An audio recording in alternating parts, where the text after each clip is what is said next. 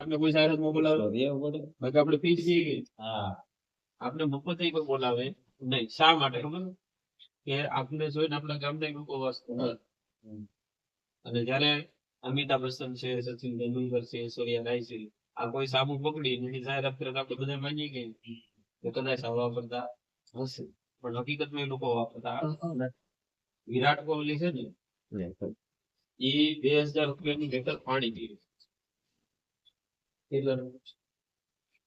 એની ઘરવાળી છે અનુષ્કા શર્મા, એ હલ્દી સુગંધ છે સંતૂર નો સાબુ આવીને જાય.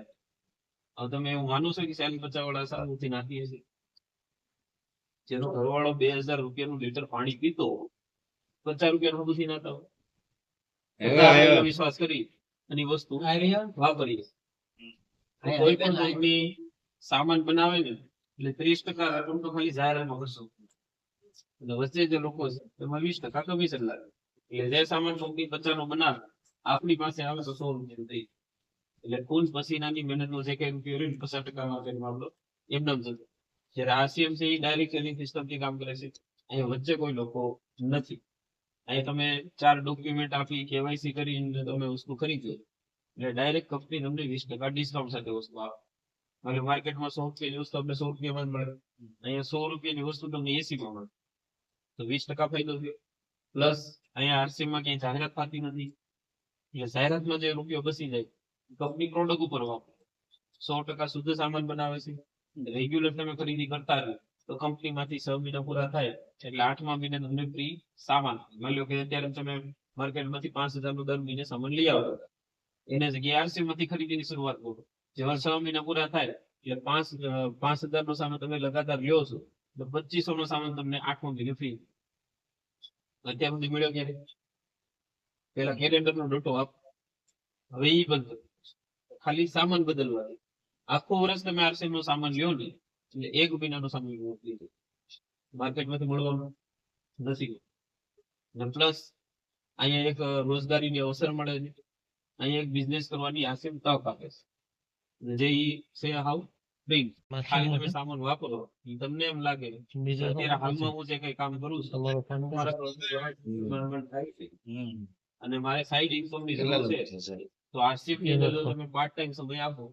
માની લો કે અત્યારે આપણે રાત્રે 8 વાગ્યાથી લઈને 12 વાગ્યા સુધી કામ શું કરીએ?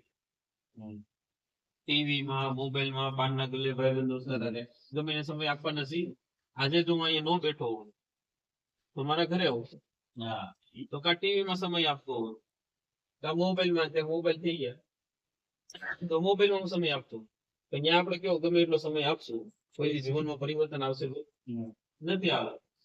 પણ એ જ સમય જો તમે અહીંયા આરસીએમ પાર્ટ ટાઈમ સમય આપો 4 થી 5 વર્ષ, તો અહીંયા તમે જે કામ કરો ને એવી સાઈડમાં એક ઇન્કમ અહીંયા આરસીએમ ની અંદર ઉભી થઈ. અને એ કેવી ઇન્કમ છે? પેસિવ ઇન્કમ, રોયલ્ટી ઇન્કમ, વારસાઈ. હું મારી વાત કરું તો હું 15 વર્ષથી નોકરી કરું છું એક પ્રાઇવેટ. એટલે જયારે નોકરીની શરૂઆત કરી ત્યારે મારો પહેલો પગાર 2700 રૂપિયા હતો અને 15 વર્ષ ત્યાં હાઈએસ્ટ પગાર 25000 છે. જીવનના કેટલા વર્ષ છે? 15. એ જ રીતે તમે એક કામ કરો છો, એમાં અહીંયા આપણે બધા બેઠેલા બધા આપણે કામ કરીએ છીએ, પણ ત્યાં સમય આપવાથી વધીને આપણે ત્યાં સુધી પહોંચી વધીને કેટલા 25 થી 30,000. ત્યારે આરસીએમ ની અંદર મેં આજથી 4 વર્ષ પહેલા કામ કરવાની શરૂઆત કરી. 5મું વર્ષ છે મારા આરસીએમમાં. ગીર સોમનાથથી એક વ્યક્તિ મને મળવા આવ્યા હતા, કારણ કે મારું વતન છે અમરેલી. જે વ્યક્તિ મને મળવા આવ્યા ને એનું ઘર મારા ઘરથી 200 કિલોમીટર દૂર થાય. અને સાંજે મળવા આવ્યા ને એને મને બસ એક જ વાત કરી કે જે જગ્યાએ હરેશભાઈ તમે નોકરી કરો છો ત્યાં હજી તમે 5 વર્ષ નોકરી કરો તો ત્યાં પગાર થાય કેટલો? એટલે ત્યારે મારો 25,000 પગાર હતો. কিন্তু વધીને કદાચ 5 વર્ષ હું એક જ જગ્યાએ નોકરી કરું તો 25 ના કદાચ 30 થાય. પણ એ કે ગેરંટી ખરી? ગેરંટી આપણે આપીએ કે નહીં? સાહેબ નક્કી નહીં.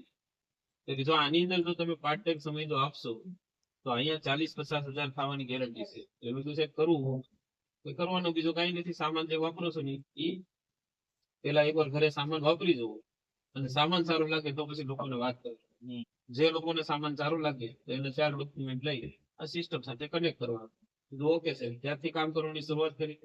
ત્યારે મેં શરૂઆત કરી ત્યારે હું એક જ વ્યક્તિ હતો આરસીએમ ની અંદર, અને મારું 1 મહિનાનું કમિશન 53 કેટલું 53. અત્યારે આરસી માં મારી સાથે 1500 થી વધારે પરિવાર છે. જયારે એટલા લોકો મારી સાથે આરસી ની અંદર આવ્યા ત્યારે મારું 1 મહિનાનું કમિશન 57,000 થયું. પાર્ટ ટાઈમ સમય આપવા, હજી નોકરી ચાલુ છે, નોકરી બંધ કરવી નથી. હવે તમે વિચાર કરો, જીવનનો ખાલી પાર્ટ ટાઈમ સમય આપવાથી અહીંયા સુધી પહોંચી શકાય, અને આપણે ફૂલ ટાઈમ આપીને તો એ ત્યાં પહોંચી શક્યા નથી. સમજો. અને જે વ્યક્તિ મને મળવા માટે આવ્યા હતા એ વ્યક્તિનું આ મહિનાનું કમિશન 88,000 રૂપિયા. હવે એ ઓટો રિક્ષા ડ્રાઈવર, પ્રાસીથી કોડીનાર ઓટો રિક્ષા ચલાવે, અને એના સાક્ષી છે ભાવેશભાઈ છે. વિચાર કરો. એટલે અહીંયા કરવાનું કાંઈ નથી, ખાલી ઘરનો સામાન બદલવાનો છે, એકવાર બદલી અને ચેક.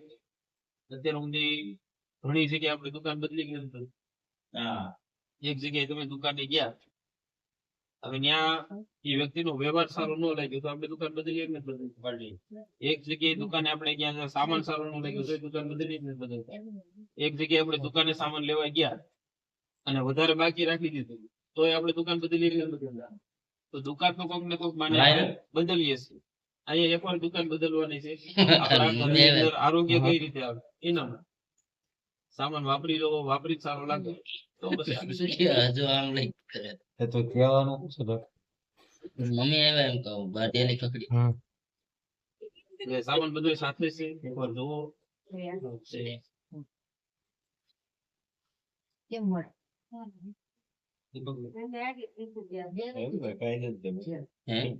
ઘણું વાત થઈ ઘણું વાત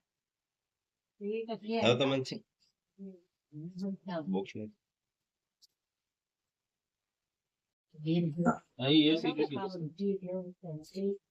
વર્ષ ખાવ એટલે ઘડીક વાર ઘડી કેવું લાગે. ખ્યાસ હતી હા, એવું. ઘડીક ને કૂદી દે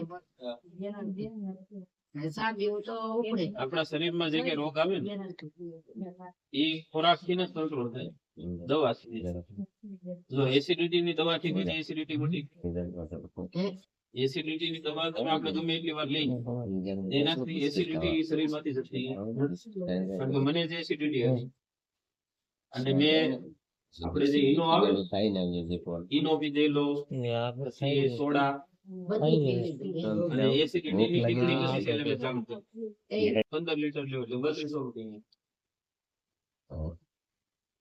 આજ ખાવાનું બીજું તેલ નહીં તમને સારું લાગે ને તો લેવાનું, ન સારું લાગે એટલે મને તો બીજું કઈ એવું નથી, બધા એસિડિટી